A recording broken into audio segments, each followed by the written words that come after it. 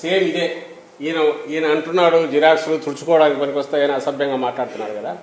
అగో ఇదే మరి ఈ జనవరిలో ఎప్పుడో చేసుకున్నాడు వైజాగ్లో. దాని మీద వార్తలు కూడా వచ్చాయి. ఈయన కూడా వైజాగ్ మన నచ్చినట్టుంది, అక్కడే బాగుంటుంది అని ఆస్తి అక్కడ కొన్నాడు. అంటే రాజధానికి అదే బాగుంటుంది అని అనుకున్నాడు కూడా వచ్చాయి.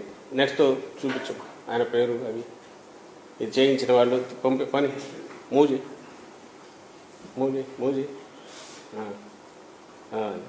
సో ఆయన ఏదో some form represented by Nandamuri Balakrishna. ఇది జనవరిలో జరిగింది. ట్రాన్సాక్షన్ జరిగింది. కోట్ల రూపాయలు పెట్టి ఆస్తి కొన్నాడు. చంద్రబాబు లెక్క ప్రకారం అది ఆయనది కాదు. ఇప్పుడు ఆ కాగితాలు తుడుచుకోవడానికి పనికొస్తాయి. తర్వాత ఇంకొకటి, ఇది ఎప్పుడు జరిగింది డేటు?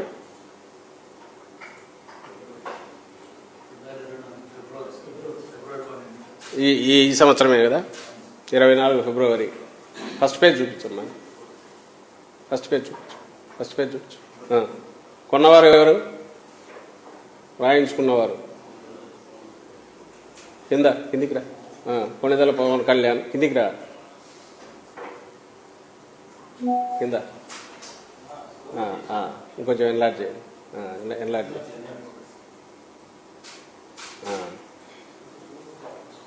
ఇది పవన్ కళ్యాణ్. ఈయన ఫిబ్రవరిలో కొన్నాడు. ఇప్పటికి 4 నెలలు 5 నెలలు అవుతుంది కదా. ఏమైంది ఆస్తికి? మరి ఎవరన్నా పోయి జెండా పాతవచ్చు, మీరే పోవచ్చు. ఇప్పుడు వీళ్ళు చెప్పిన దాని ప్రకారము ఎవరైనా సరిపోయి ఆ ఆస్తిలో జెండా పాతవచ్చు. ఎందుకంటే వాటికి విలువ లేదుగా.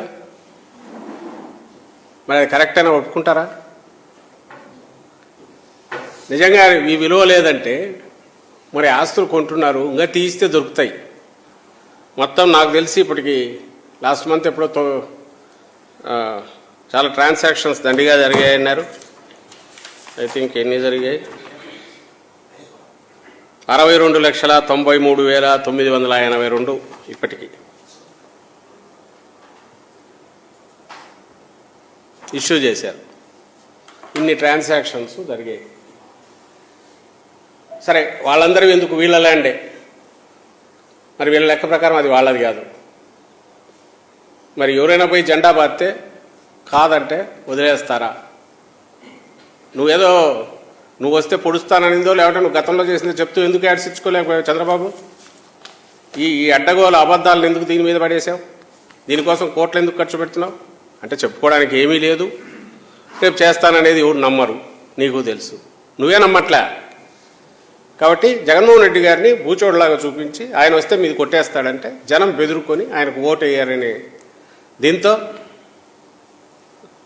దుష్ట పన్నాగంతో విషపూరితమైన ఆలోచనతో ఈ పని చేశాం. మళ్ళీ అడుగుతున్నాం, ఎందుకు ఆ రోజు ఆ బిల్లుకు సపోర్ట్ చేశావు? మొన్న అడిగాము కానీ సంజాయిషి లేదు, దానికి ఎక్స్ప్లెనేషన్ ఇవ్వాలా. పోనీ తర్వాత నీలో ఏదన్నా ఇది వచ్చింది అనుకుంటే ఇంత ప్రాసెస్ 19లో ఆమోదించిన బిల్లు తర్వాత ఇన్ని సంవత్సరాలు దాన్ని డ్యూ కోర్స్ పోతున్నప్పుడు మధ్యలో ఎక్కడా దీన్ని ఎందుకు మేము రియలైజ్ అయ్యాము, ఇదిగో ఈ కారణాల వద్ద అంటున్నామని ఎందుకు అనలేదు? ఇప్పుడు ఎన్నికల ముందు మాత్రమే 4 రోజులు 3 రోజుల పోలింగ్ ఉందనుకో ఈ అడ్డగోలు దుష్ప్రచారానికో విష ప్రచారానికో ఎందుకు తెరలేపావు? సరే, పొలిటికల్గా ఎన్నెన్నా అనుకుంటాం.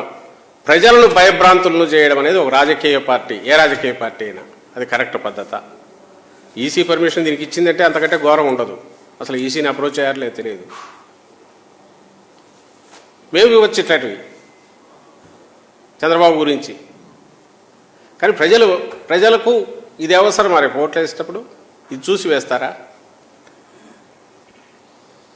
ఇప్పుడు అడ్డంగా బుక్ అయినట్టే కదా. శాసనసభలో ఆమోదించారు, శాసనమండలిలో ఆమోదించారు, ఎక్కడా వ్యతిరేకించలే. ఈరోజు మరి అడ్డంగా ఇదే ల్యాండ్ టైటిలింగ్ యాక్ట్ ఏదైతే నువ్వు ఆ రోజు సపోర్ట్ చేసావో నువ్వు వస్తే రద్దు చేస్తా అంటావు. కొన్ని రద్దు చేయాలంటే కూటమి ఆమోదం ఉండాలి. మరి మోడీతో చెప్పించు.